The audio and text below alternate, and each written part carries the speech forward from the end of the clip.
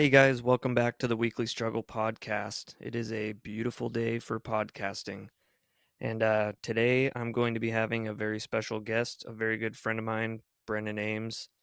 He's going to be talking about a lot about his struggles in life with work and all of the anxiety and depression that comes from that because he travels a lot. He's away from his family and friends and girlfriend a lot, and that can be stressful. I mean, I can relate there with when I'm gone. When I was gone for training for the railroad, I was gone for 2 weeks at a time sometimes, and it was rough. And before that, I mean, I was never away from uh, my wife or kids for more than a day or two, and gone for a week. I mean, that sucks. Gone for months for him. I mean, that's got to be really rough. So without further ado, let's get him on. Brennan. It's going good, Kate. How are you, man? Oh, you know, doing all right.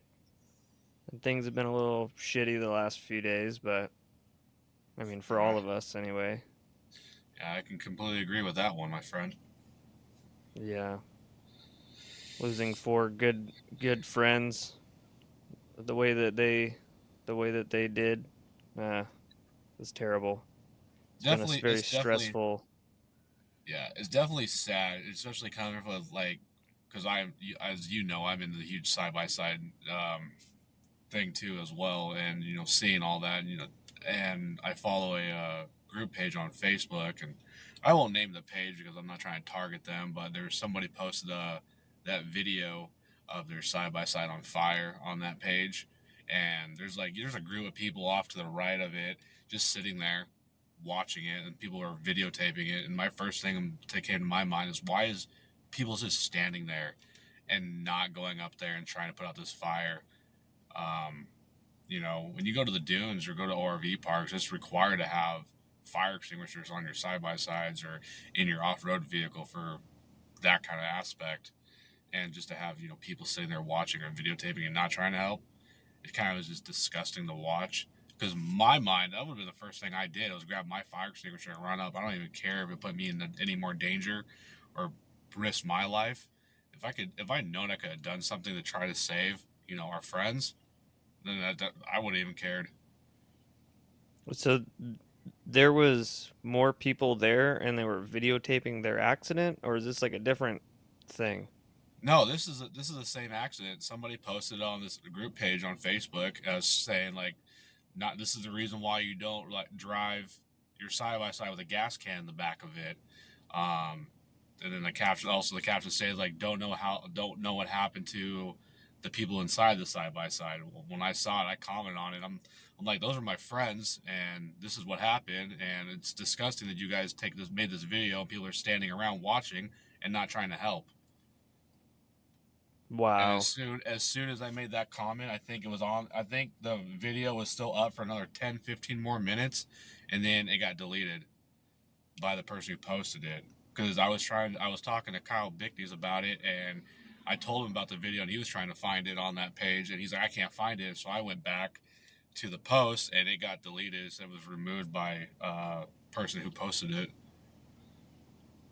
Wow. That's ridiculous that nobody even tried to do anything. They just kind of stood there. Yeah, it was like I said, it was frustrating. It was upsetting. It was disgusting, um, and that just goes to show like the society that we live in nowadays is really just upsetting in general. Everybody just whips out their phones to take videos of shit that's Yeah, happening. exactly. And I was like, I get people are probably like, oh well, there's nothing you can do, or what if it was a blow up? I'm not trying to lose. Like I have a family, blah blah blah, and I can get that. But it's also that whole aspect of fight or flight. Like, are you going to sit there and not do anything? Or are you going to try to do something? And yeah, you may get hurt. Maybe you might get burned. You might, I'd rather lose a limb and save a life than fucking be perfectly intact and watch people die that are innocent and just don't deserve that, especially at a young age. Yeah, it's terrible. I mean, I know I definitely would have tried to do something. I mean, it's gas, so you even just throwing dirt on it. I I mean, mean, anything. Fucking anything. everybody out there that goes riding or wheeling or whatever, everyone knows you all got beer or fucking water or something to drink. Anything that can help, reduce the flame or something to to get these guys out of there. Just like that's not one thing that goes through anybody's mind. Like, and another aspect people bring up too is like, oh, you can't get access to your fire extinguisher. And like, yeah, when I first got my side by side, I had a fire extinguisher and it was mounted on the exterior part of my cage in the back passenger corner of my machine, not easily accessible. So I ended up moving it down to underneath, not underneath, but down there by the kick panel on the passenger floorboard where it's easily accessible, where I can reach over or my passengers can reach underneath, pull a pin, and within 5 seconds you have a fire extinguisher fully available to be used. Yeah, nowadays they have. I was actually looking online. I saw Zach Beck commented on somebody's uh somebody's post about fire extinguisher on that page, I think today. Yeah. And he posted a like a screenshot. I think it was Summit Racing. They have this $450 um fire suppression system. It's like a big tank. It almost looks like a cheetah blaster tank, Mm-hmm. but blue. And then it has a bunch of lines and hoses and stuff that come with it. And then it's got like this red pull lever that you mount somewhere. And as you run the hoses to wherever you want them to go, I think there's Yeah. like four of them. And I saw then that today too. dumps CO2 or whatever kind of uh, fire extinguisher stuff you put in there. Mm-hmm. I mean, CO2 I think would probably be the best bet. Yeah, well, that's another thing too about dealing with gas fire because gas is also oil based. So if you were to put water on it, it just distributes it Yeah, further away. Like use it as like a cooking fire when you're using like oil in your pan. People try to put right, water in it to put out the fire. Well, that oil and water don't mix, and it just kind of separates, and so that fire splatters everywhere, just like gasoline would. But you're trying to do something, right? And like if right, you don't get it out right away, constantly keep applying whatever you're trying to apply to it, to try to get it to come down to get them out, or trying to make it fully dispersed, or whatever you can possibly do. Like, yeah, not all fire extinguishers are rated for gasoline fires. You have to get certain kinds, but anything is better than nothing, right? right. I mean, I know two of them were able to get out, and they were the ones that got airlifted. Mm-hmm. Um, but the other two, not so much, which is terrible. I mean, I'm just now hearing this for the first time that there was a bunch more people there, and it's kind of making me angry that nobody did anything. Yeah, Um, I thought it was just the four of them, one side by side, and that was it. But now that I hear that there was people standing around just watching, not doing anything, that's kind of it's pretty fucked up, really. yeah, it's really frustrating because I woke up Sunday morning, and my friend Trina Brim that lives down in Phoenix, she texted me asking me, she's like, Brennan, I don't know how close you are to Devin, but I'm sorry to hear about what happened. I'm like, what are you talking about? And I end up calling her, and she's like, yeah, Devin passed away, this morning in Harborview. I'm like, what? And then she ended up telling me about like the accident that happened out there at Liberty, and I'm like, there's no way. Like, I know Devin is a goofball, and he's a good time and kind of irresponsible. But I know at the same time, the kid's got a head on his shoulders, and he knows like he's around the side by side industry as well as just about a lot of us are, and he's not completely like you know um, irresponsible with that aspect. And so it's kind of making me it was really like kind of like confusing to kind of like wrap your head around, and then seeing that video on Facebook on that group page, I'm like, and then seeing everybody else just standing around and people taking video of it, and it's just like, what happened? So, but you're never gonna find out the true story because everybody in that vehicle didn't survive. Right. But yeah, I It's, mean, I got a Snapchat from Preston. It was like after I was already home from work, and it was like 2 or 3 o'clock in the morning. I opened it, and he's like, "Did you hear the bad news?" I'm like, oh my, what? Who was it? And then yeah, he told me the whole the whole story, and I was just I just laid there awake until like 5:30 in the morning, and I just couldn't sleep. I had the same feelings as you. I was confused. It didn't feel like it was real. I thought I was dreaming. And then next thing you know, I'm waking up to like Alina shaking me, like freaking out. And I just remember, I know, I already know, I know. I should have woke you up. Should have told you. But uh yeah, it was a rough day that day. yeah, And it's I had to go to work, and then I was just pissed at well, everybody. that's the thing about like I don't know if you know Jeremy Spears, but Yeah, I um, do. okay. Him and Devin were super close. They would always like work on like the stuff side by side together and all that kind of stuff. And so I ended up calling Jeremy right after I got the phone with Trina and asking him. I was like, "Hey, did you hear what happened?" He's like, "Yeah, I did." I'm like, "Bro, what the fuck, man?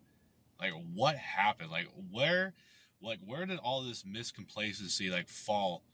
And just like not thinking about having a gas can in the back of a machine.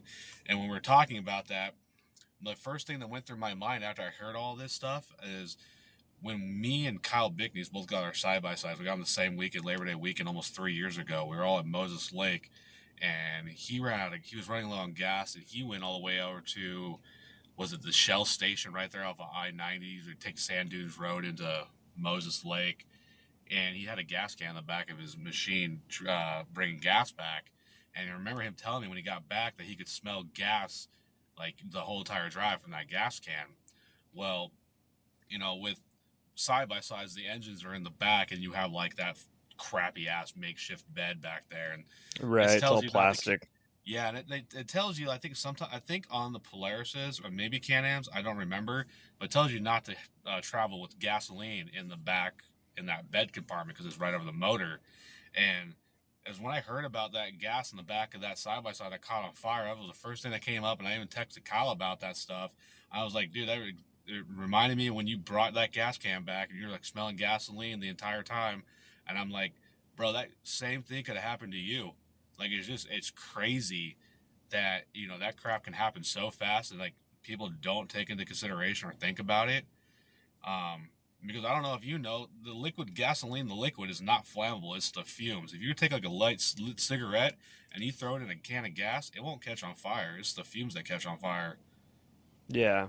Because I used to do that as a joke to my friends around a fire. When I used to smoke cigarettes, take a lit cigarette and throw it in a can of gasoline or a cup of gasoline and watch them all freak out and run around. And it doesn't do anything. But if there's an open flame around the fumes, that's when the fire starts. Yeah, so I mean it's hard to say what actually happened or how it actually was ignited, whether it was the engine or a spark from the cage hitting a rock, or who knows. Yeah, like I But say, like, you're never gonna know the true story because whoever was there that watched it, they're not gonna come out and talk about it because they're just gonna look like garbage because they didn't help, and the ones that were involved in it, sad to say, they didn't make it. yeah, it's terrible. So yeah, it's frustrating, especially coming from like my lifestyle being side by sides and all that kind of stuff.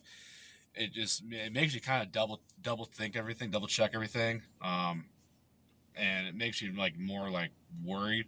On my side by side, I end up getting rid of the bed on the back of it. I end up doing a whole entire bed delete because mine I was focusing more on mine and becoming more of a race rig, and it just was easier to keep it cooler and easier to service. But I never liked the whole bed aspect on these things at all. Like I get it if you're gonna be using it to go like trail riding and go camping, like overlanding, that kind of stuff.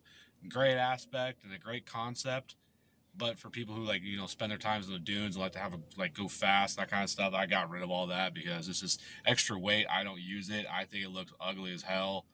Um, and less chances of carrying gasoline in the bed of your fucking machine. Right. I mean, it'd probably you could probably put like a aluminum fuel cell back there or something and be fine, but you wouldn't want to have it mounted to some shitty plastic bed. Yeah, exactly. Like the only thing I've kind of seen in the back like that that's been like any sort of aluminum tank wise is when guys do like they do the Baja racing. They do like a radiator relocation, and they stick like the big three fans and the radiator in the back over like that bed area. But they don't put gas cans back there. They put them. They still keep them up front underneath the dash, but they just go with bigger tanks. Yeah. But it's still fucking nuts. Yeah. It's definitely an eye-opening situation. Oh, How for sure. how fast everything can just be taken away in the blink of an eye. Yeah, and it's like I've only met I only met Haley like a couple times with Devin, and I think I met Connor once or twice. Never met Benji, but like everything I've seen over like Instagram and Facebook and Snapchat, like it's just like everybody, all those four were like super loved and cared about, and being so young and like something that happened just completely by accident is just sad to watch like all their lives and their families' lives and everything just literally go up in flames. Yeah, it's definitely very sad. But yeah, I guess we should probably switch gears here. Um, so what's been going on with you lately other than just work or Yeah, pretty much. Like, as you know, and most of everybody who probably listens to this podcast knows that I travel for work. On the road for 31 days and home for 10 days. So, just been traveling the country, working out of state. Living in and out of hotel rooms and suitcases, and doing it day by day. I'm currently on a prolonged vacation right now. Um, the reason being is because Watershed's coming up here next week or this week, and that's my thing I do every year. And I take a prolonged vacation to, go do that, have a good time, meet new people, go to cool concerts, and live the sober life there now. yeah. What did you say it was? 2 years? Yeah, yeah. The July 28th made it 2 years sober. Damn. Congratulations, man. That's a pretty good achievement there. Thank you. It's not been easy, I can tell you that, but it's been doable. Yeah. And it's definitely hard, especially when life's throwing you curveballs all the time. And don't get me And wrong, I've definitely contemplated about like, oh man, like if, uh, yeah, let's go back to like having a few beers, have that social buzz with your friends when you go out to like the bars or go camping or go to a bonfire or whatever. There's that it's the atmosphere that comes with it. It's like you just want to have a drink in your hand to socialize, have a good time. Because I can tell you this, being sober and then dealing with all your friends that are drinking around you, it's super exhausting because you have to mentally keep yourself upbeat and like outgoing and bubbly, like without any help. And alcohol makes it more doable. It's easier to do. You're more relaxed and you don't fucking care and all that kind of crap. And doing it sober is not the easiest at all. yeah, I definitely agree there. Because I mean, I remember I used to, I don't know, I'd be quiet for the most part, and then I'd like when I wasn't drinking, and then I'd finally, I'd go take some big pulls off a bottle or something, and then I'd come out of my shell to party, and then I'd be one crazy little bastard. Oh But yeah, it's definitely when you get that like that little bit of a buzz, you're like, all right, I'm ready to go. Let's cock lock and ready to rock. yeah, But now it's like 10 o'clock at night, 11 o'clock. I'm like, bro, I'm tired. I'm going to bed. yeah, especially with like kids running around and stuff like that. I mean, the Oh kids yeah, wear you exactly. out. You spend all day playing with the kids or playing on trampolines or going to the park. You're like, shit, man, I am beat. Yeah. But I mean, nowadays, I mean, I work second shift, so I mean, I'm always going to bed at like 1 o'clock in the morning, and then on Mm-hmm. my weekends now are Tuesdays and Wednesdays, but I Okay. took today off. Um, but yeah, so on my weekends, then it's kind of like the first day. It's hard to get up early because I went to bed at 1 o'clock, and then got to try to not stay up until 2 o'clock in the morning on my Saturday night, Yeah. or else I'll end up trying to sleep all day my whole weekend, and then it sucks. But yeah, usually I'm tired. Like once I'm at work, 9 o'clock's usually the time that I feel like I need to rack out, feel like an old man. Well, and that's the thing is like, for me, I start out about 3:30 in the morning for work, and then I usually work about 12 hours, and I'm trying to be back at my hotel room about 4:30, depending on how traffic goes or how tied up I get with work. But I try to typically go to bed at 7 o'clock. 7 o'clock in the evening. Try to get roughly about 7 8 hours of sleep. Um, it was easier to do that when you're single, but the fact that having a happy, healthy relationship, you want like, and especially me being gone, you stay up a little, you stay up a couple hours longer to talk on the phone, and it sucks. Makes it really hard is when you're in different time zones too, because currently I'm working over in the central time zone, which we're 2 hours ahead of the of Washington's time zone. So when I'm trying to go to bed, it's like 8 over there, 9 over there, and it's only 7 or was it 6 or 7 over here in the West Coast. Kind of makes it frustrating because like I need to get some sleep because I need to get up early to go to work. And but it's a lot of the guys I train and I teach out there in my job in my field. It's all about self discipline.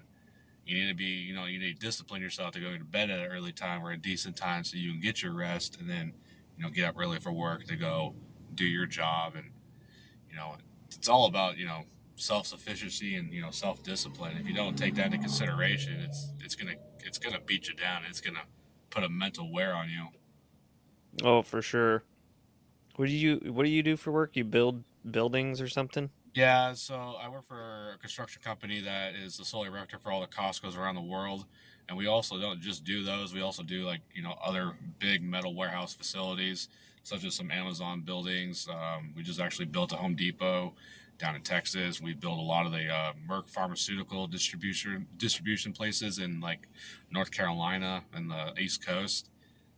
Oh, But like geez. Costco, yeah, Costco is our number one contract. Like they're our biggest affiliate, and we service all these warehouse buildings that we build for 25 years. That's their warranty, is a 25-year warranty that we give them when we build their warehouses. It can be any warehouse. It doesn't have to be a Costco. It's anything that we build or put a roof on or that. It's all metal work. Wow. That's pretty Yeah, cool though. I mean, got to be a pretty big company then if you actually be they're surprised. It's doing all only that. about 400 to 500 employees. Oh, geez. Yeah, it's based in the Central Valley of California and Madera, California. And that's where that's like where the headquarters is based out of. But in my department in this company, you can live anywhere in the country and do this job. You just go off of an email dispatch, and you take your work van, and you drive to the said location. Oh, you got to drive from here all the way to Texas or wherever got Yeah, to go. exactly. It used to be like that, but now it's more like we kind of get regionalized in certain areas, and then when it comes to our end of our time on the road, when we start going home, they're flying us now back from wherever we're at back to home, and then they turn around and fly us back out to where our work van is at the airport. But it used to be a lot of driving. We used to drive from point A to point B back in the day and not do as much flying. Like my last longest drive I did was from Grand Rapids, Michigan, back to Covington, Washington, and How how long of a that, drive's that? that was holy crap. I gotta remember. I think it was about 34 hours of driving. Holy shit. Yeah, we. I think I got home. We got home about 2.5 days. Jeez, you guys just taking turns, shifts driving, or Yeah, well, the thing about it, the really crappy thing about it is the kid that I had working with me, who was my assistant at the time, but he didn't end up making it. He couldn't do it. He couldn't be away from his family. He's from Texas, down in the Houston area, and so he's not used to, snow, high winds, all that rain. And so the vehicle we drive is it's a Ford Transit 250 box van. It's kind of similar to the Amazon or the UPS vans you see, like the not the box ones, and you're driving that across the country. When we were driving, we're going through like Wyoming, Colorado, Wyoming, and it's super windy. And this was in November. And so it would be really nice, but really windy. But then the snow would come in. So you got wind and snow thrown into it on the interstate on I 80. I think it's I 80 or I 70. No, I 25. I'm sorry.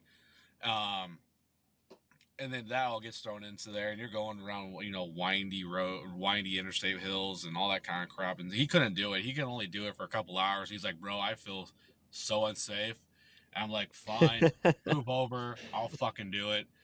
And I ended up. I oh, think he drove maybe roughly about 6 hours that entire drive, and I drove the wow. rest. Yeah, I just pretty much because like when you're by yourself, you drive by yourself, and it's just that's this whole aspect of it. Like, yeah, it's nice when you have somebody else with you. They can drive while you take a power nap in the passenger seat or whatever, kind of give you a break. But I I grew wouldn't up. be able to I like. sleep with him driving. I know, right?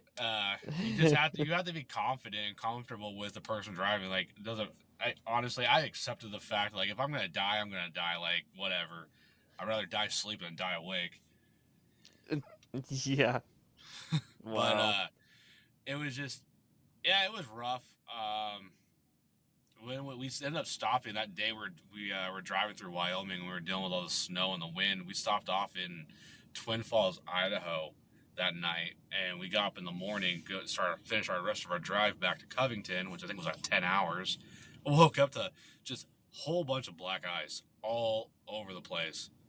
And you get on I-84, and I'm doing like 35 down the interstate for a good 10, 15 miles because it's a speed limit of 80, and you got the wind, you got black ice. It's like I am not fucking around with this shit at all. That's like the highway that one's probably been on Ice Road Truckers or something like that, or whatever show that is, where they're driving down Yeah, the highway and then there's black ice and wind and their trailer keeps getting pushed sideways and shit like that. yeah, it's no fucking joke at all. Because like, especially with a van like that tall, that big, I always tell everyone like, dude, you're driving a billboard on wheels, and that thing will catch any kind of drift, and it could be like 10-mile-an-hour winds, and you're still getting pushed around like it's like, fuck, man. Your arms get so tired trying to battle the winds and fight it and correct the vehicle. It's rough. Oh, I bet. Yeah, it's got to be Mad arm pretty. pump. Oh, yeah, it's got to be pretty stressful uh traveling for work all the time. You What did know you when I say? You're gone for a month at a time? Yeah, I'm gone for about a month, and I'm only home for 10 days. So I pretty much tell people that I live in hotel rooms about 280 days a year. Jeez. Yeah. And how do you balance that with like family life? Well, that was never done it. Never nobody in my family has like had a lifestyle like the one I live, other than like my brother was in the Marine Corps and some other, like my uncle was in the military, but that was about it. Um, so it was a really hard transition trying to figure it out. It makes you grow up really fast because like when you're home, I started this job when I was 23 and I'm 31 now. So like you're home, you're starting, you're set up for a different way of living. You live at your parents' house, they help you out, whatever, with like grocery shopping or like helping out with laundry or you know the chores around the house are kind of equally distributed. Well, now when you go on the road and you're by yourself and you're working, with somebody else or out of a vehicle, like now you got to like keep track of like your food. Like if you're gonna, stay in a place for a certain amount of time, you want to get some food, you want to get your groceries taken care of. You got to do your laundry. You got to dedicate a day to laundry. You got to dedicate your day to like resting. You have like no energy to do much of anything anymore because you're constantly working. And so figure that all out while you're figuring out like your family life back home, your friends. It's definitely was really hard to get used to and trying to transition to that. But it's all the only thing you can do is rely on phone calls, text messages, FaceTime chats. Um, that's the only thing that can really makes it any better. But I'll tell you this: like your biggest enemy being on the road because you miss so much, um, like birthday parties, graduations, like ceremonies, funerals, whatever, what have you, camping trips. Um, is social media. That's going to be the one thing that really like brings you down because you're going to see all the posts, the pictures, comments, whatever about what a great time everyone's having, camping or at a birthday party or a bonfire or someone's graduation or like a friend dies and you can't make it to their funeral, like their celebration of life because um, so that makes it really hard, really frustrating because you're gone, you're on the other side of the country, or you're in a different country, and there's nothing you can do about it. You just got to take your lickings and just hopefully like if you miss out on a said thing, maybe you can schedule another one from when you're home, and you can go and have a good time with all your friends, catch up on stories and chit chat, and make more memories and get some pictures. But most of the time, others don't want to do that. Right. I mean, I can kind of relate there with like my work schedule. I mean, everybody else has like normal schedules where they're working, 9 to 5s with Saturdays and Sundays off, and then Yeah. after however many months, 3 months or something like that, I got uh, I got upgraded, and they're like, all right, you're going to third shift, you're going to be graveyard, and you're going to have Tuesdays and Wednesdays off, or Wednesdays and Thursdays, just the shittiest schedule. And so for the last 6 months or something like that, uh, like everybody goes out and does things on, Fridays, Saturday nights, or like this summer. I mean, everybody's out partying, going on boats and stuff like that, and all I get to see is like how much fun everybody's having on social media.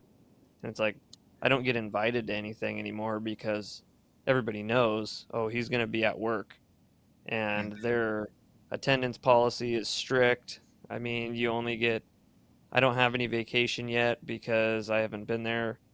I just barely missed the cutoff. If I would have got hired a month sooner, would have had enough credit hours, but so now I got to wait until January to get my first week. So this summer is just a whole lot of nothing until somehow I can bid on a job that has Saturdays and Sundays off. And then I can kind of get back to being able to actually see people and do fun things, it gets kind of stressful and upsetting at times. Yeah, it's an upsetting factor for sure. Like nobody wants to include you because they know you're busy or you're working because that's how it is for me as well. You're gone all the time, so and then I don't keep in contact with anybody anymore. Like ever when I took this job, like, everybody wanted to keep in contact, and we always try to like make plans when I would come home. But now, doing it for almost 8 years, and being grown up, and all your friends you used to hang out with and party with, they're grown up, they have families, they have their own kids, their own life, and I completely understand and get, and I'm understanding that now. Being with the woman I'm with now, she has a daughter, and I absolutely enjoy every chance I get when I'm here and get to spend time with both of them, which is it's an amazing feeling, and I never thought I would ever stand it, but I definitely do. um but yeah, it definitely beats you down because you're not included in like these invites or camping trips or whatever because everybody knows like, oh, he's never home, he's gone working, like it's there's no point. And it's I would probably appreciate the offer if I was invited, but then, explain like, hey, I'm sorry I can't make it. I'm on the road working. Maybe we can plan something else, when I am home. That would make you feel like a little bit more, not so overwhelming, not so stressed out if somebody just sent you an invite and like, even though you have to decline it, they've still thought of you. Right. But I mean, most people, I mean, they get told no so many times they eventually give up. Exactly. It's like, why bother? Why keep trying? Like, it's just whatever. Just go on, live your life, and cut ties. That's how you have to look at it nowadays. Did you close out of your app? No,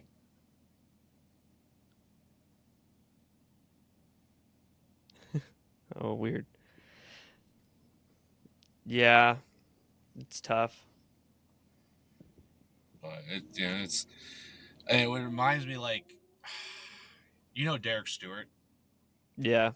All right, he ended up getting his. I mean, this is years ago. Like, I don't know, maybe 5, 6 years ago. He ended up getting a job offer, kind of the same concept as mine, doing some roofing jobs. And he would be on the road for like, I think it was like 2 or 3 weeks, and then be home for like, I think it was like a week or a week and a half or something like that. And he was all down for it. He was super excited. He was asking me questions. He's like, "Oh, how do you deal with it being gone with your friends and family?" Blah blah blah. And I pretty much what I explained to you. I'm like, it's great. You make really great money, and all that kind of good aspects. But your biggest enemy is social media. Like, again, going over, seeing like all the pictures and posts and all that kind of stuff of things going on back home that you can't attend or can't make. It's like you got to take it with a grain of salt. Like, if you're doing it for yourself, and you want to have a great life, and you don't want to stack some money and you build your future up, it's a great opportunity to do it. But if you have a family and you're invested in like a home and like your family stability, your kids, don't do it. Like 10 out of 10, if you have kids, you're married, you're working on your house, or you have a house, or working on buying a house, do not do a job like that. It's just going to throw a huge wrench in the mix, and it's going to cause more anguish and grief and frustration between you, your wife or your husband, and your kids, your family time that you're going to be missing out of. Yeah, it's kind of like with the railroad, they were like cuz I was kind of contemplating like maybe being on the operations side of things, but then I was talked out of it because it's like if you're a conductor or an engineer, I mean, you're gone a lot and mostly out of town because you're running trains across the states and stuff like that. And it would be the same thing. I mean, you're home maybe I don't know, not even 25% of the year it seems like, and it's kind of like what you were saying. That would be that'd be tough. I know I wouldn't be able to do it. Yeah, it's a huge mental toll. I'll give you that. Um, there was a time about a year and a half ago, I almost committed suicide and I walked off a roof of a warehouse I was working on because I was so depressed and just stressed out and super anxious and just um, had an anxiety attack. I felt like I was just stuck in a spot where I couldn't get out. Um, Dealing with like weather delays and being by yourself and just more shit getting added onto your list of things you got to take care of at one location. So like you when I go to a job site, I do an assessment of what has to be done there, and I kind of give you kind of set yourself up for like a time frame to get out of there and get to your next location, your next job you have to go to. Well, when weather comes in, it kind of delays you. And I was fighting, bad weather, rain, snow, hail for about 2 weeks, and it pushed me back 2 weeks on a simple job, and it beat me the hell down to so bad that ended up having a really bad panic attack, and like that entire day, it was a giant freaking blur. I don't really remember a lot of it. I remember I almost ended up walking off the rooftop of this location and just almost went on to like I was about to fucking just jump off and just kill myself. It was that bad. Until I ended up getting Jeez. yeah. It's if you have like any mental, anguish or, disability. Like as me, I have PTSD and anxiety and depression. And I was never on any medication before all that happened. And after that day, I ended up getting in contact with a coworker of mine that suffers from bad depression as well. And he told me about a an app. It was called Cerebral Mental Health, and it's an app that's designed, for your everyday like traveling work person, like blue collar or a business person or whatever. Because if you're on the road, you're traveling a lot, you don't have the availability to go meet with your psychiatrist or go to therapy or go talk to your doctor about who to talk to or medication or whatever. So you get on there and you create your account. They accept all different kinds of insurances, and you meet with a prescriber and a therapist. And you talk to them, and they start prescribing you medications, and then they can send the prescription over to any pharmacy you want wherever you're at. And so that's what really saved my mental state, was reaching out to him and him telling me about that. And then that's how I met my therapist, and me and her are still working with each other to this day. And that's been actually really, really great because my mental stability is a lot better now. It's more on track. Doing the whole sobriety thing, being sober, that's really helped out too with the mentality. I don't know if you saw my little life update on Instagram and Facebook, but like just talking about mentality is still like stable and it's growing. So being sober, it's made it really better. But there's days where days are struggles, but you gotta just accept it. And, tomorrow is always a new day. It's always a fresh start to start over again. Right. Yeah, I did. I think I did see that the other day. Yeah, I did. Yeah. No alcohol has touched these lips in 2 years. Yep. Big Yeah. that's a big thing, especially like with Watershed coming up. Everybody drinks there, and that was the one place where, like, I always got really rowdy and rambunctious and partied and fought people. And like last year was my first year being sober there, which that was really hard. That was super stressful. um Dealing with all that kind of stuff. So you have to be busy. Like, I also have ADHD too, so it's like I have to be busy doing something. If I'm busy doing something, then I don't focus on the negativities or like being sucked down. It's like a stupid peer pressure thing, like with the drinking or doing drugs or whatever, what have you. And so trying to keep yourself busy out there was really hard as well. Also, I ended up walking because we stayed in Big Rig, and I ended up walking all the way to Gen Pop and Premiere and into the venues. I think I walked about 42 miles. I actually counted it on my Apple Watch. It keeps track of your steps and converted it into miles. It was about 42 miles in 4 days, walking all over the Jeez. place. Dude, I tell you Just this, trying to. every night I go to bed, my legs would throb, my feet would throb, and I'm just like, God damn, this sucks. But it was a good time. Yeah. You meet a lot of cool people, and then I met this person because I'm an admin for the Watershed 2023 page on Facebook, and so being involved in that page and providing tips and helping people and advice and informing people, you meet a lot of cool people on that page, and they want to, like, get to talk to you and get to know you and all that kind of crap. And so I ended up walking by this lady, and she recognized me from the page, and she grabbed me, pulled or walked up to me, and she had this a cross and it was like a neck. It was like a necklace with a cross on it. It was like those leather bands, like those cheap leather band ones you would tie up a knot and you put it around your neck as a necklace. And she's like, Yep. "I made this for you on your sobriety venture." And she's like, "I wanted to give this to you." She's like, "I was hoping I'd see you out here. I want to give this to you." She's like, "I want to do a prayer for you." And I was like, "Okay, that's awesome. Let's do it." And so she does this prayer for me and all that kind of stuff. And like that right there was what I think gave me the rest of the strength to see out the weekend being sober, because it was bad to the point where it was like, fuck this. Like, I'm just gonna go out and start drinking, have a good time and enjoy, you know, my Watershed experience and have fun like I used to. But until, like, when I met her and she did that for me, I was like, nope, fuck that. We're gonna see it through. We're here. We're at 1 year almost. We can finish it out. And so Yeah. wasn't for her, man. I don't know if I would have pulled through last year with it being sober. Yeah, that's pretty cool though. But she just came out of nowhere and was like, "Hey, I made this Yeah. for you. And Congratulations." right. Well, also really fucking sucked is that same night I was wearing it because we put it. She put it on me, and I was wearing it. We went down. I went down to the concerts. I was down there in the pits, and like pits at concerts, they get pretty rowdy, right? Well, some Somebody rip it off of you. yeah, exactly. Somebody like fell. I don't remember what happened. There was so much shit going on. Like a fight that went on, and people are like trying to spread out. And somebody fell, and their hand caught that necklace and broke the necklace. And I couldn't find it.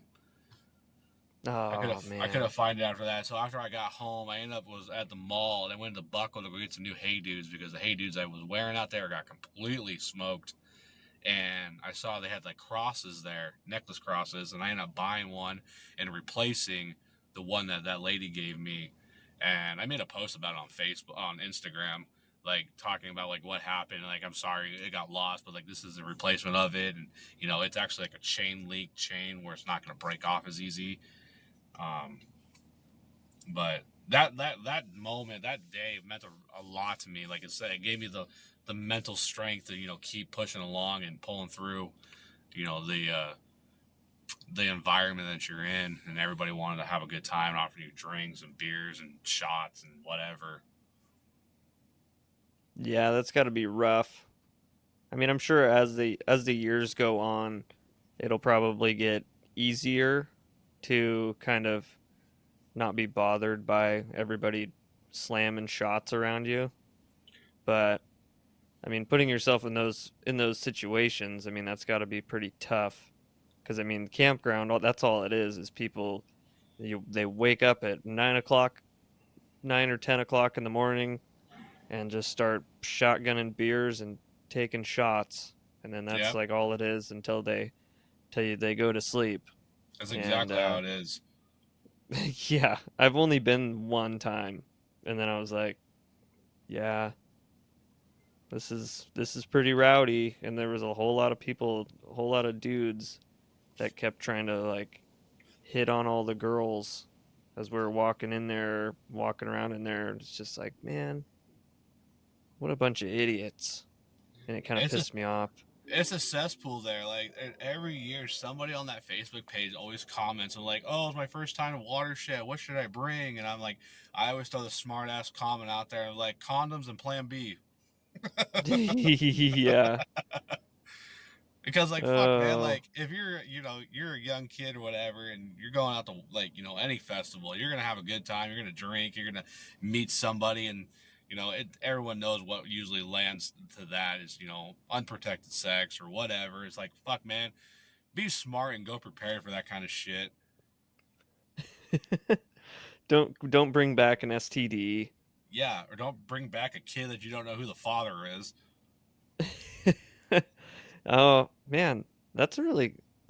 Uh, I wonder how many chicks get pregnant at Watershed each year by I one mean, night stands.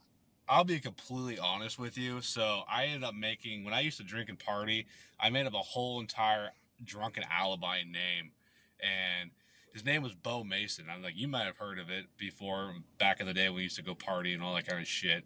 But when I would get drunk, I would go off by Bo Mason, and so I have a work phone, and I ended up making a Snapchat account on that for just Bo Mason. And so when I would go out and be drunk and meet like random chicks or people at Watershed or bars, I go off like, "Oh, my name's Bo Mason." Like, oh, they're like, "Oh, what's your Snapchat?" So I give him my fucking Bo Mason Snapchat, and so I started chatting off that, and then like I ended up, I hooked up with a couple girls at Watershed a few years back, and that's what they knew me as was Bo Mason and that kind of shit. And I was just like, but I always had protection, so I was always in the clear for that shit. But like, if anything was ever come back, that this person does not fucking exist. Exactly, because yeah, Bo Mason Yeah, that was guy that was doesn't my exist. Yep, does not exist. You can look him up on Facebook. Yeah, there'll be a whole bunch of bum Masons that come up, but it ain't gonna be my ugly face on there. Let's see, Bo Mason. Um, You gotta spell it right. It's Beau. yeah, that's what Oh, I that's what I okay. typed in. Oh, the first one, that guy looks like An interesting character. Yeah. Yeah, that's pretty interesting. That's a funny story. I remember when I was in like junior high or something, I made a burner Snap account Yeah. with a fake name and yeah, that was that. And then they figured out who it was. Oh shit. And I was in like 8th grade. And then it was like my ex-girlfriend in 8th grade or something. Her little girly friends thought it would be a freaking great idea to just post a nice close-up picture of the old eggplant on her Oh yeah. Facebook wall. Oh yeah. On her cover photo. They left it up there for like a week. Like, oh my god. What So the that was the end. fuck? That was the end of that. It's like, yeah, can't trust nobody. That's some next level shit right there. And the funny thing is she was still my girlfriend at the time, and I she let mean, them do that. wow. Talk about fucking Mean Girls 2.0. Fuck. Oh, I know. I was like, whatever. I ain't ashamed. Screw it. Hell no, you got two kids. You shouldn't be ashamed. Oh, it works. Yeah, It I does the hope job. so. Oh man. So your girlfriend, how does she handle you being gone all the time? I'll be honest with you, it's not easy. There's days where it's like, it's super nice. It's, everything's going great, and then like most days it's she misses the shit out of me, and she wants to, talk as much as possible, and like I try to talk to her as much as I can. I usually will give her a call around on my lunchtime, and we'll chat for about 45 minutes to an hour, depending on how long my lunch is. And then after I get done with work, later in the afternoon, I'll give her a call when either I'm driving from the my location to my hotel, or when I get to my hotel. I'll talk to her for a couple hours, and I'll end up getting off the phone to go hop in the shower and get ready for bed, and then give her a call again before I go to bed, and we'll sit on the phone and talk for an hour or so. And like our thing is where like what we do, like when I'm home here, she sends me a lot of like TikToks and Instagrams and that kind of thing. That's kind of like that's our thing. And so she'll send me a whole bunch of them throughout the day, and then at the end of the evening, when it's like around my bedtime, she'll like, okay, let's watch the TikToks I sent you or the Instagrams I sent you. And so I'll be on the phone with her, and we'll both pull up like the Instagram like messages or the TikTok messages back and forth to each other, and then we go through them at the same time and watch them together. And we'll laugh, or we'll talk about it, we'll joke, or we'll have a good time. And that's one thing I really do enjoy, is when she does that, because like I'm not really big into, like, I used to really big into TikTok, and I think you know that. Um, Yeah. but like now, it's like I really don't really mess with it anymore. I really don't have the time to go scroll through it, or even like Instagram. But she does, and so she'll send me all these kind of things. And when I'm home, she'll send them to me, and we'll watch them together in bed and laugh. And so that was her doing that, and us like having that extra hour or 30 minutes a night, like doing it over the phone. It's really nice, because it makes you think you're back home. You're next to each other, but you're not. But that's one thing I really do enjoy and look forward to, like every day after work when we do that.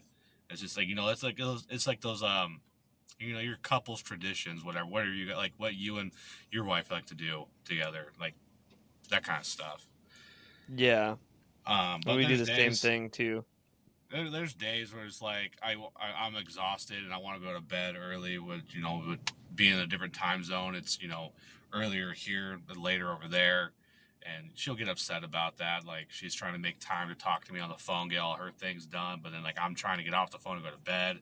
So she gets upset, and I get it. It's the time zone differences doesn't make it any better. Me being gone doesn't make it any better. It's hard, and it's really frustrating, and it is depressing, because again, you're gone and you're missing out on so many things. Like when I come home her daughter has already grown so much in like just a month's time that like I miss. Um, just getting taller, the hair is getting longer, her vocabulary is getting so much more, precise on her terminology. And like sometimes I'll be on the phone talking to her, and you can hear her daughter in the background. I'm like, dude, when did your 3-year-old turn to a 16-year-old? Because you guys are arguing like she's a teenager already. Like Yeah, it's crazy. her daughter's got so much sass, and it's just like that's definitely your child for sure. Yeah, they're pretty crazy. I mean, they go from not talking and then then they're just full of sentences out of nowhere, and then like like I'll go to work for a day or something, and like the next day I'll hear Piper like say some like sophisticated like long word. Like what in the tarnation? How do you Yeah, know how to say that? Like right. what? They like to watch a lot of those YouTube videos and stuff, and I guess it actually teaches them quite a bit. And yeah, She it's crazy. Her daughter's man, she is so smart. She'll take the tablet out of your hand or take your phone out of your hand, and she'll start scrolling through photos. She likes to see photos of herself, and then she'll get on YouTube or like Netflix and start watching something on one of those. And I'm like, how the hell can you figure this out so damn fast? Because like sometimes like YouTube, I can't figure it out. Especially if like do like different like little updates or whatever. But she's just going through finding like Coco Melon or you know dinosaur videos or what have you, and she just like gets so like involved in it.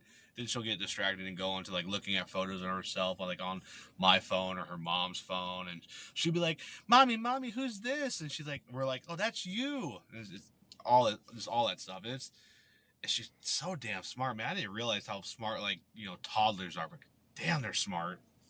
Yeah, and then they know how to go into the camera and Oh take yeah, thousands of pictures just for fun of like their feet and stuff like that. oh yeah. Well, Like, man, like my girlfriend, she has like a whole bunch of like like movie streaming applications like Vudu or Netflix or like Paramount. But one thing she likes to watch a lot is on Vudu, and we'll go on there under the movie sections that she's purchased, and you'll see like new movies purchased on there, and those like you'll see like one of them Sonic. There's like the movie Trolls, and then a whole bunch of kid movies. I'm like, what the hell? She's like, I didn't do that. She's like, that was my daughter. I'm like, how does your daughter know how to work Voodoo and purchase movies? Like, search for y- them. yeah, I'm pretty sure that's happened a few times, like on Amazon Prime Video or something like that. Because I'll get like a text message or like email confirmations, and Mm-hmm. like somebody's buying something on my Amazon Prime Video, and it sure as hell isn't me because I'm sitting here at work working trains and stuff. Like, huh. So I don't know. I haven't even gone on there and looked to see what I own and what I've rented, but yeah, who knows? Yeah, Whatever. we went to, I ended up flying home about three weeks ago. Oh, this is another thing that sucks about like your job too. Like with my job, like we only get Sundays off. Like we work Monday through Saturday and have Sundays off. About 3 weeks ago, my girlfriend, she has two Boston Terriers. One's 10, one's 8. Well, the 10-year-old, she got really sick where she was like starting to suffocate when she started to fall asleep, and she ended up taking her to the emergency vet in the middle of the night that Saturday night, and got her like to get a little bit better, but she ended up wasn't getting any better. She was getting worse, and so she ended up having this company come over and did an in-house euthanasia on her, and I ended up actually flying home from Chicago to here to Tacoma where she lives to be with her for the night because she just put down her oldest dog that she has since she was a puppy. I didn't want her to be alone, and I was only here for a night, and so that was really rough because like doing that whole thing, just for a night and the jet lag kind of crap was a pain in the ass. Dealing with that, I deal with jet lag really bad, but going back to the whole kid thing, we went to the fair down in Olympia. I think it was like the Capital Lake Fair, what it was called that weekend. And her daughter had my phone. She was going through my phone, like looking through pictures and playing with it, which was no big deal. But I also remembered that she likes to go through and make random purchases. And so I was like, Olivia, honey, let me see my phone. And she's like, okay. She gave me my phone, and she was about to pay for like an app on the App Store, like some cartoon character app thing. And I was like, oh hell no. Yeah, those kids, they're always playing these games and stuff, or they'll Piper knows how to click on these ads like if you're scrolling through YouTube videos to click on, sometimes in between videos there's like one that's like not an actual video. It just looks like one, but if you click on it it's like ads for games or something like that. She Oh goes yeah, into those and like it lets you play these little games, but then it wants you to buy it, and then half the time she's like has games like she's buying in there almost, but it wants you to like type in a credit card and stuff. It's like, man, good thing it doesn't like charge my phone account or something like that.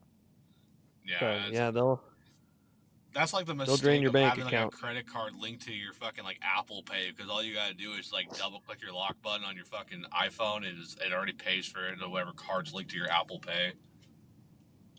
Yeah, I'm sure the kids will be able to figure that out eventually. Yeah, oh, I'm sure. Yeah, I know mine's hooked up to my cell phone number, so if I buy an app or something and I double click my button, it'll just charge it to my cell phone bill. Oh, really? Yeah, so um but the kids don't really use my phone to do stuff like that. I mean, we have old phones laying around that we have hooked up to the Wi-Fi that they can use and stuff, so they don't really, unless they're like on my Amazon account or something like that, then they can't really buy stuff very easily. Yeah. But yeah, kids are wild. They're Fucking smart. They're love them. sponges. Love them. Yeah. Love them. They're great. Like they're a they're a like great thing to have around. Like not saying like they're just an item or an object, but they're great to have in your life. I was talking to Kyle about this yesterday, and he was at where I was just catching up with him, and he's asking, he's like, well, how's the whole stepdad life? And I'm like, man, it is great. I told him like I think I finally found meaning in my life. It was to be a parent, because for a while I wanted to be a father, like when I was a lot younger, and then with this job and trying to find somebody who can understand your job and accept it was really hard. No, they would always assume that you would cheat on them because you're on the road in different states working. But in reality, they're the ones back home talking to other guys or doing other things with other friends, and fooling around and being all sneaky behind your back. And I always explain to everybody like I've ever talked to or dated, I was like, I don't have time to even go to the gym like I used to after work. What makes you think I have time to cheat? Like it's a Yeah. ridiculous concept that gets wrapped in their minds, and they always have like, oh, I'm used to being cheated on, or blah blah blah. And I'm like, I get it, me too, but trying to find somebody that can understand it and wrap their head around it, that like not everyone's the same, was always like really frustrating. So I was like, you know what, I'm just gonna die alone. I made that acceptance of you know being the cool uncle when my brother has kids, and just not having my own, but like meeting my girlfriend and meeting her daughter, and us being together for so long now, it's like, man, this is a great feeling. I can't believe I ever told myself that I was okay just dying alone and just being a fuck boy. Yeah. Well, being a dad is rad. It is 100%. definitely it's definitely a cool thing. Like my one of my favorite things. Like obviously I'm not her dad. Like I'm not this dad. We're not married or anything like that. I'm just I'm her mom's boyfriend. But like the greatest, like I think one of the greatest things, the coolest things ever is when like we get out of the car, we're going to the grocery store, or like yesterday we went to I don't know if you saw it on Facebook or whatever. It's called Bounce the City or Bounce the Mall, but you should take your kids to it. It's actually really cool. It's down there in South Center, and I think they have it going on to the 20th of August. A whole bunch of blow up bounce houses in the parking lot. Like they have like obstacle courses, a ball pit, like all these things. There's like 6 or 7 of them, and they're freaking huge. We went and did that That sounds yesterday. cool. Yeah, I think it's like $75 a person, and it's like an hour and a half long, and you can go do whatever you want out there. Doesn't matter, however long you want. We were there for just about an hour, maybe a little over an hour, and I'm like, me and my girlfriend are just dead ass tired, just beaten down with sweat, and her daughter Olivia, she's like, "Let's go again, let's go again. I want to go, want to go, want to go." I'm like, "All right, I can't do this. My cardio says hell no." But like we're going through the entire park, whatever. We're walking through the parking lot to get in, and she just grabs my hand, is hanging onto my hand, and we're walking around through the parking lots, and it's just such a great feeling because you have like this little human who, like, yeah, you're not their father, but they look up to you as a father figure, and they're just like holding your hand, and like they she wants me to hold her or carry her, and it's just like it's such a great like heartwarming feeling that I never thought I would ever experience my entire life. Yeah, it definitely is like one of the greatest feelings that you could ever feel and experience. Yeah, and it's like, and man, she took some nasty tumbles down at that bouncy house thing, and it's crazy how like she's such an independent child. She gets right back up, and she's like, "All right, let's keep going." I'm like, "Holy shit, kid, that hurt me." Yeah, you know, sometimes I feel like kids are just indestructible.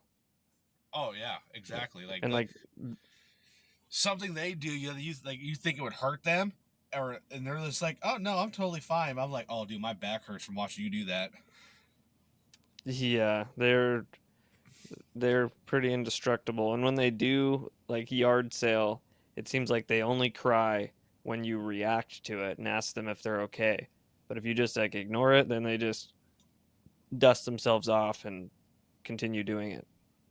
Yeah, well, like yesterday we were on the trampoline and she was bouncing and she ended up like doing she ended up jumping higher and getting a bigger bounce and she Well, shit. It looks like we had some technical difficulties, and the last 10 or 12 minutes of Brennan's audio was non existent and did not upload.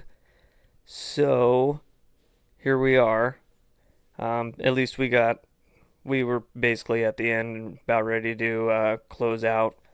But just want to say thank you, Brennan, for coming on the show and talking about all your struggles. And I could definitely relate to a lot of those with being out of town for work and all sorts of stuff like that. As for everybody else, if anybody out there would like to be on the show, go ahead and send me an email at theweeklystrugglepodcast@gmail.com, and I will try to get back to you as soon as I can, and we could get you scheduled and get you on the show, whether it's in person or if you're in a different state. We can do it over the internet and go from there. All right, guys. Well, catch you guys later. See you on the next one.